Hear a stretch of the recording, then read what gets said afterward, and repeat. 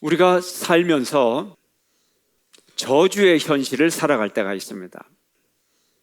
사업이 서서히 사양길로 접어들고 직장에서 갑자기 퇴직하게 되고 건강에 위기가 오고 가정에 우환이 끊이지 않습니다. 원인이 무엇인가요?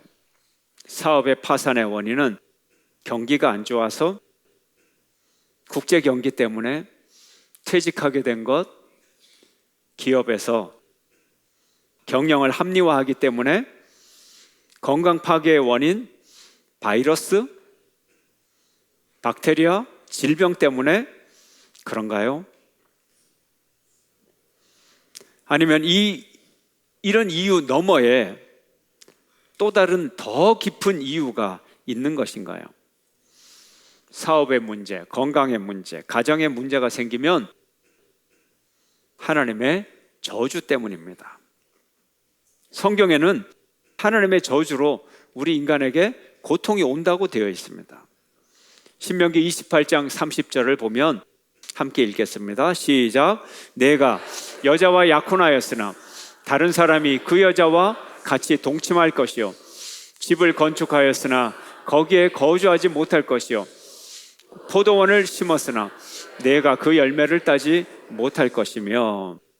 나의 약혼자가 다른 사람과 동침한다. 무슨 얘기예요? 관계가 끊어지고 인간관계가 내 맘대로 되지 않고 또 나의 행복이 지켜지지가 않는다는 거예요. 빼앗긴다는 거예요.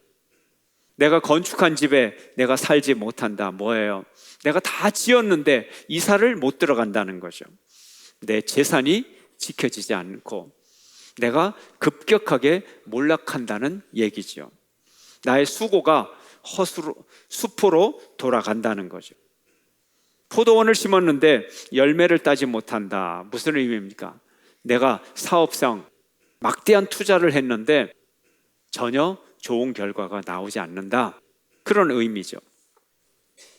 다음 절 38절은 또 이렇게 말하죠. 함께 시작. 내가 많은 종자를 들에 뿌릴지라도 메뚜기가 먹음으로 거둘 것이 적을 것이며. 메뚜기가 오는 자연재해, 경기 침체, 이 모두가 하나님의 의도 때문이라는 거예요. 우리가 망가질 수가 있어요. 타락할 수 있고 유혹에 넘어갈 수 있고 죄 지을 수가 있어요. 끝없는 고통 속에 빠질 때가 있어요. 이때 우리는 어떻게 해야 하나요? 먼저 원인을 알아야 한다는 거죠. 오늘 본문 신명기 30장 17절 함께 시작. 그러나 내가 만일 마음을 돌이켜 듣지 아니하고 유혹을 받아 다른 신들에게 절하고 그를 섬기면. 이런 이유가 있다는 거예요. 우리가 하나님으로부터 마음을 돌이켜서 다른 곳에 가 있고 유혹을 받고 유혹에 넘어져서 쓰러지고 패배하고 다른 신들에게 절하고 하나님보다 다른 것을 더 우상처럼 신처럼 여기고 더 중요하게 여기고 그렇게 하면 이런 재앙이 찾아온다는 거죠. 하나님 앞에서의 불순종, 무지, 죄악, 이것이 원인이고 그 결과는 너무나 빤합니다. 성경은 이런 원인이 있다면 결과는 반드시 망하리라 이렇게 말합니다. 그런데 반드시예요. 망할지도 모를까가 아니라 반드시 망하리라. 그 다음 절 18절이 그걸 말하죠. 함께 시작. 내가 오늘 너희에게 선언하노니 너희가 반드시 망할 것이라. 너희가 요단을 건너가서 차지할 땅에서 너희의 날이 길지 못할 것이니라. 아멘. 하나님이 이스라엘 백성들을 축복을 했어요. 요단을 건너가서 차지할 땅을 차지했어요. 하나님의 축복을 받았다는 뜻이에요. 그러나 하나님의 축복을 받았어도 하나님을 향하여 돌아서지 않으면, 죄악의 씨앗을 뿌리면 반드시 망할 것이라는 거예요. 하나님의 축복이 길지 못할 거라는 거예요. 사람들은 때로는 실패의 씨앗을 뿌리고 성공하기를 원할 때가 있어요. 분명히 저렇게 하면 실패할 수밖에 없는데, 인간의 눈으로 보더라도 실패하는데 자기는 성공한대요. 반드시 실패하죠. 사람들은 질병의 씨앗을 뿌리고, 인생의 밭에 질병의 씨앗을 뿌리고 건강하기를 원해요. 우리가 인생의 큰 위기 가운데 정말 고민할 때가 많아요. 내 인생이 이대로 끝나고 마는가? 내 사업이 지금 문 닫으면 이제 이것으로 나는 영원히 재기를 못하는가? 우리 가정은 다시 일어설 수 없는가? 상심하여 자기 혼자 고민할 때가 많아요. 스스로 질문을 던집니다. 이제 끝인가? 그러나 헤어날 길이 있느냐? 헤어날 길이 없는가? 길이 있습니다. 이 질문을 스스로에게만 던지는 것이 아니라 하나님 앞에 던져보세요. 하나님 앞에 내 인생 정말 끝입니까? 하나님? 하나님 앞에 이 질문을 던지는 여러분 되시기를 축원합니다. 그리고 우리는 이 저주의 근본 원인을 찾아서 그 원인을 해결해야 된다는 거죠. 우리가 육신의 병에 걸리고 암에 걸렸다고 해도 우리가 할 수 있는 모든 검사를 다 합니다. 하물며 우리의 삶에 온 고통의 원인을 찾기 위해서 존재의 근본까지 우리는 내려가야 되는 것입니다. 성경은 우리에게 우리를 만드신 분의 의도를 보여줍니다. 하나님은 우리에게 뭘 주셨어요? 복을 주시기 위하여 우리를 창조하셨어요. 이것이 하나님의 의도인 것입니다. 그러나 우리의 행동을 따라 하나님은 내게 저주를 주신 분이기도 합니다. 축복도 주셨고 저주도 주시는 하나님. 아니, 하나님이 병 주고 약을 주신다고요? 축복도 주고 저주도 주신다고요? 아까 그랬잖아요. 너희가 차지할 가나안 땅, 하나님의 축복인데 그 축복의 날이 길지 못하리라. 하나님이 저주를 선포하고 계시는 거예요. 정말인가요? 정말이죠. 성경에 나와 있으니까. 우리 성도들은 하나님의 축복을 선포하기는 좋아합니다. 축복을 듣기는 좋아합니다. 그러나 저주를 말하기에 굉장히 부담스러워하고 저주의 말을 들으면 분노에 길길이 날뜁니다. 그래서 어떤 사람은 사랑의 하나님이 저주를 주실 리가 없다. 지옥은 뻥치는 거야. 겁주려고 하는 거야. 그렇게 생각하고 그렇게 말하는 사람도 있어요.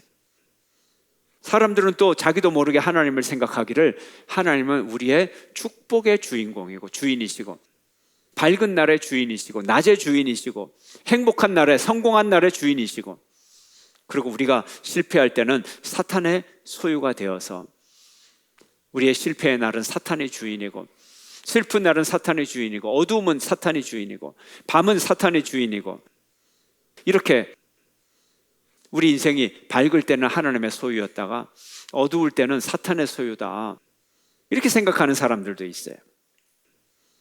그렇다면 하나님이 온 세상에 보이는 세계와 보이지 않는 세계에 반쪽만 하나님은 다스리는 거예요. 착한 영의 세계, 착한 세상 하나님의 소유고 나머지 반토막은 사탄의 소유라는 거예요.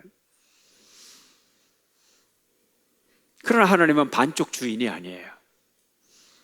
하나님이 시시하게 사탄하고 똑같이 힘이 똑같아서 하나님이 당신의 백성을 빼앗기기도 하고 동등하게 밀고 당기는 그런 하나님은 그런 존재가 아니에요.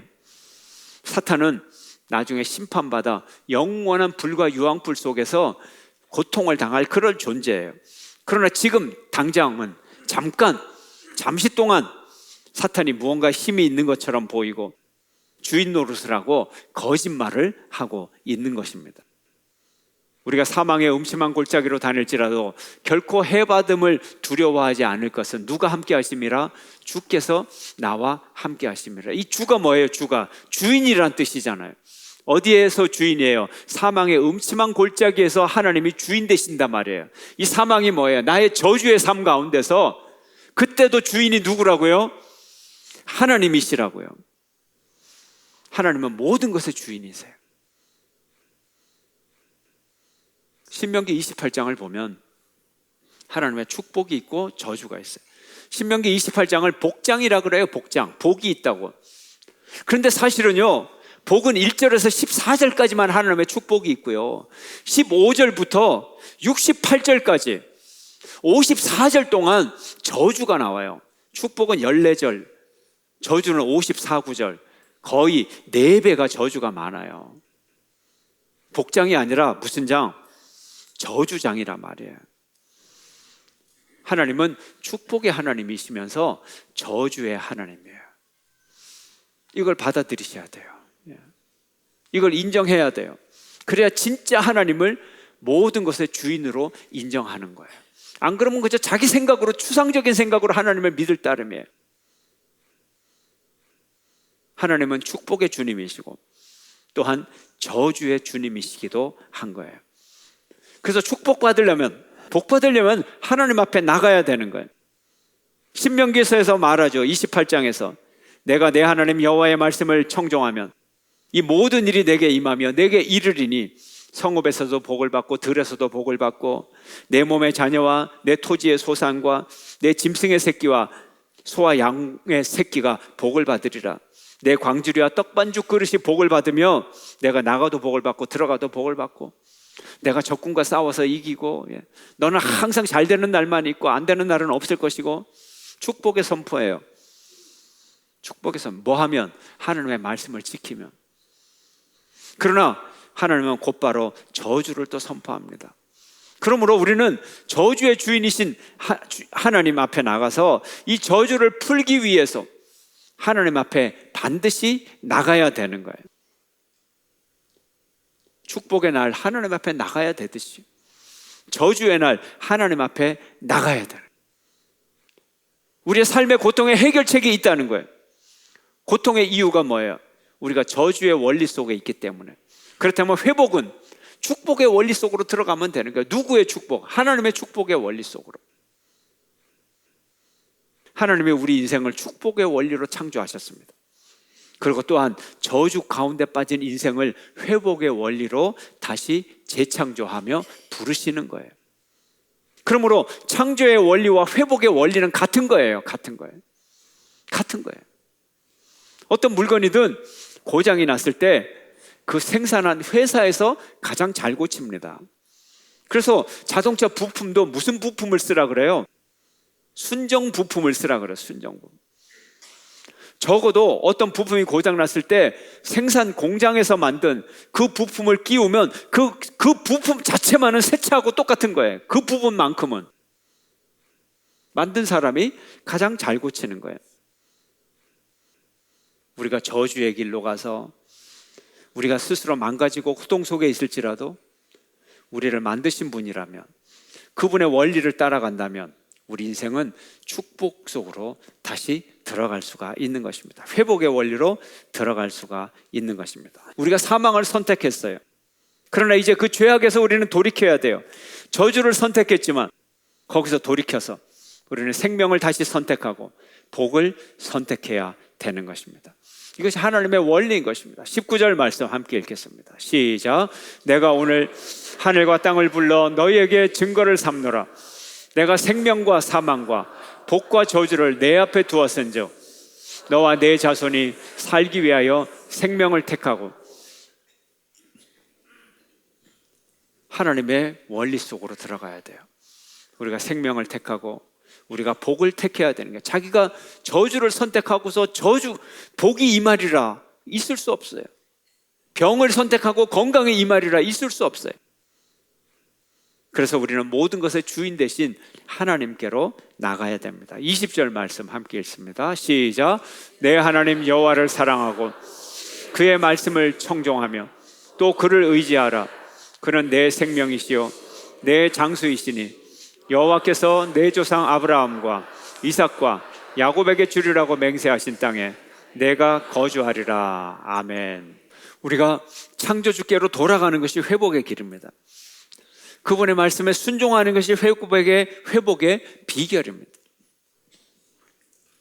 하나님의 말씀을 지켜라. 말씀을 들어라. 말씀을 순종하라. 이것이 성경에서 나오는 우리를 향한 축복의 길이에요.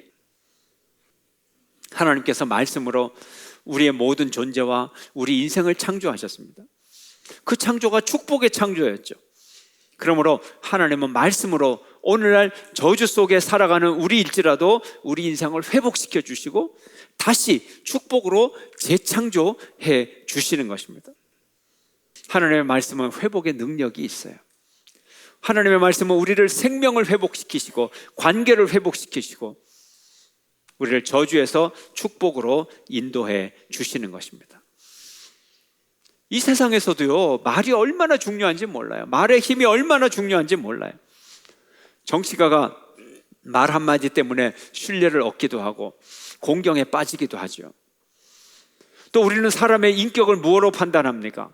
그 사람의 언어로 판단하죠. 그 사람의 지식, 그 사람의 교양, 그 인품 됨됨이의 평가, 다 말로 평가합니다. 말로서 관계가 맺어지고 말로서 사랑하고 말로서 관계가 끊어지기도 하는 것입니다.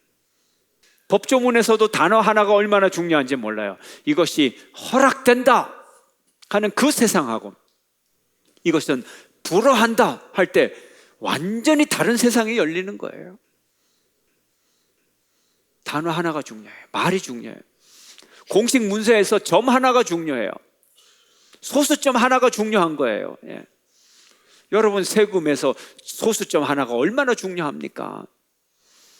2.5와 3이 있었다 그래요. 2.5는 3한테 늘상 주눅이 들었어요. 우리가 볼 땐 0.5 차이인데, 예. 그래서 3이 오라 그러면 가고 오라 그러면 오고 가라 그러면 가고 3 앞에서 2.5는 맥을 못 추는 거예요. 어느 날 2.5가 3 앞을 지나가는데 평상시 같으면 3님 안녕하십니까 인사를 하는데 인사도 안 하고 교만한 눈동자로 탁 지나가는 거예요. 3이 화가 났어요. 야 2.5 너 빨리 와봐. 2.5가 오질 않아요. 빨리 와보라니까 오질 않아요. 2.5가 큰 소리로 말합니다. 나 어제 점 뺐거든. 2.5에서 점을 빼는 순간 운명이 바뀌어요. 10배가 되는 거예요. 말이 이렇게 중요한 거예요. 점 하나가 중요하고 단어 하나가 중요해요. 여기에 힘이 있기 때문에 그래요. 힘이 있기 때문에. 여러분 우리에게 세금을 2.5% 물린다고 하고 점 빼서 25%가 세금이라고 한번 생각해 보세요. 이 말이 무서운 거예요. 권세가 있어요. 더구나 권세자의 말은 더 권세가 있어요. 그러므로 창조주의 말은, 창조주의 말씀은 엄청난 창조의 권세가 있는 것입니다. 그러므로 우리가 축복의 길에 들어가는 것도 창조주의 말씀의 권세로, 우리가 저주에 들어가는 것도 창조주의 말씀의 권세를 어긴 걸로, 그러므로 회복의 권세는, 회복의 능력은 하나님의 창조의 말씀의 능력 속으로 다시 들어가는 길이에요. 이 길밖에는 없는 거예요. 딴 길을 찾을 필요가 없는 거예요. 우리가 하나님의 말씀을 듣는다고 하는 것은 순종한다는 의미가 들어있어요. 우리가 주님의 말씀에 내 인생을 맞춰야 되는 거예요. 내 삶을 하나님의 말씀에 맞추지 않는다면 하나님의 말씀을 듣는 것이 아니죠. 내 삶의 방향을 말씀에 맞추고 내 삶의 목적을 맞추고 실제적인 행동을 하나님의 말씀에 맞출 때 내 인생은 축복의 인생으로 들어갈 수가 있는 것입니다. 그러므로 모세는 우리에게 말합니다. 말씀을 아는 거, 말씀을 듣는 거, 말씀을 순종하는 거 어려운 일이 아니다. 모세가 그렇게 말하고 있어요. 하나님의 말씀은 우리에게 어려운 것이 아니에요. 하나님의 말씀은 우리에게 먼 것이 아니에요. 모세는 이렇게 말했어요. 하나님의 말씀은 멀리 있는 게 아니야. 하늘 저 끝에 있는 게 아니야. 만약에 하나님의 말씀이 하늘 저 끝에 있으면 그 말씀을 찾으러 하늘 끝까지 가야 되고 그 말씀 가지고 또 한참을 와야 되니까 얼마나 어렵냐. 근데 하나님의 말씀은 그런 게 아니야. 하나님의 말씀은 저 바다 끝에 있는 게 아니야. 바다 끝에 있다면 하나님의 말씀을 들으러 우리가 멀리 가야 되고 또다시 멀리 와서 현실을 살아가야 되는데 하나님의 말씀은 그렇지 않다는 거예요. 하나님의 말씀은 고민하지 않아도 된다는 거예요. 모세가 어떻게 얘기하나요? 다음 말씀 함께 읽겠습니다. 시작. 오직 그 말씀이 내게 매우 가까워서 내 입에 있으며 내 마음에 있은즉 내가 이를 행할 수 있느니라. 말씀이 우리에게 가까워요. 얼마나 가까워요? 아까 모세가 뭐라 그랬어요? 매우 가깝다 그랬어요. 매우 가까워요. 어디에 있다고요? 입에 있다고요. 여러분 입이 얼마나 됩니까? 그죠? 한번 만져보세요. 입 여기 있어요. 손 뻗을 필요도 없어요. 가까이 있어요. 여기 있어요. 수십 킬로 떨어진 게 아니에요. 하늘 끝 바다 끝이 아니에요. 뭐예요? 멀리 있다는 것. 하나님의 말씀을 이해하기 어렵고 또 엉뚱하고 또 뭐 뚱딴지 같은 말씀 또 너무 어려운 말씀 그런 게 아니라는 얘기예요. 내 입에 있다. 네가 지금 하는 그 말이 하나님의 말씀이 될 수 있어. 또 어디에 있다고요? 어디 있어요? 입에 있고 마음에 있어요. 마음이 어디 있어요? 예, 가슴에 있단 말이에요. 이미 있는 말씀이에요. 여러분, 범죄자가 죄를 지으면서 그게 법률이 위반되는 거 모르고 지을까요? 알고 지을까요? 알고 있단 말이에요. 그러니까 죄를 짓는 사람은 몰래 짓지. 그렇죠? 몰래 지어요. 몰래 지어. 하나님은 지금도 끊임없이 우리에게 말씀하고 계십니다. 성경 말씀을 통해서, 양심의 법을 통해서, 또 오늘날 성령님을 통해서, 또 예수님의 그 하신 일을 통해서 우리에게 하시는 말씀이 있어요. 우리 인격적인 관계는 항상 대화적 관계예요. 하나님이 우리에게 항상 말씀하고 계세요.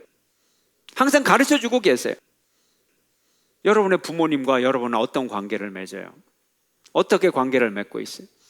부모님의 웃으시는 얼굴이 기억나기도 하고, 부모님의 화내시는 얼굴도 엄격한 표정도 보이고, 그러나 그것을 통하여 뭘 하고 계세요? 우리에게 말씀해주고 계시잖아요. 부모님이 우리에게 한 것을 통해 메시지를 주고 계시잖아요. 오래전에 돌아가신 어머니조차도 생전에 주셨던 그 말씀을 통해서 지금도 우리와 관계를 맺고 있어요. 수십 년 전에 돌아가신 아버님도 나와 관계를 맺고 있어요. 우리의 관계는 대화적 관계예요. 말하는 관계예요. 나도 말을 하고, 돌아가신 아버지에게도 말을 하는 관계예요. 돌아가신 어머니에게도 말을 해요. 대화적 관계, 인격적 관계는 다 대화적 관계니까. 알고 보면 우리 관계가 그래요. 하나님은 끊임없이 우리에게 말씀하고 계세요. 우리가 하나님과의 관계를 회복하는 길은 당신의 말씀으로 돌아가는 길이에요. 우리는 하나님의 살아있는 말씀을 들어야 됩니다. 하나님께서 살아계심으로 과거의 성경을 통하여 우리에게 하신 말씀이 그대로 오늘날 다 살아있어요. 2000년 전에 말씀하신 거, 3700년 전에 말씀하신 거, 하나님이 살아계시기 때문에 그 말씀이 다 살아있어요. 다 유효하단 말이에요. 다 하나님의 책임이 있다는 말이에요. 다 하나님이 실행에 옮기신다는 말이에요. 또한 하나님이 우리의 상황 가운데 특수하게 하시는 말씀이 있어요. 우리는 그 말씀을 들어야 돼요. 하나님의 말씀을 직접 듣는 것이 이상한 게 아니에요. 하나님은 지금도 우리에게 말씀하고 계시는 것입니다. 하나님은 여전히 살아계시고, 여전히 일하시고, 여전히 우주의 역사를 주관하시고, 세상의 인간의 역사를 주관하시고, 그리고 우리 각자의 삶을 하나님이 주장하고 계시는 것입니다. 그러므로 축복의 근원은 하나님에게 있습니다. 재앙의 근원은 하나님으로부터 멀어진 것이고, 회복의 길은 말씀을 찾아 다시 돌아서는 것입니다. 사랑하는 성도 여러분, 여러분의 삶이 고난과 재앙 가운데 있을지라도, 질병 가운데 있을지라도 하나님의 말씀 속에서 회복의 길을 찾는 여러분 되시기를 축원합니다. 말씀 속에서 하나님의 축복의 재창조의 능력을 경험하는 여러분 되시기를 주의 이름으로 축원합니다.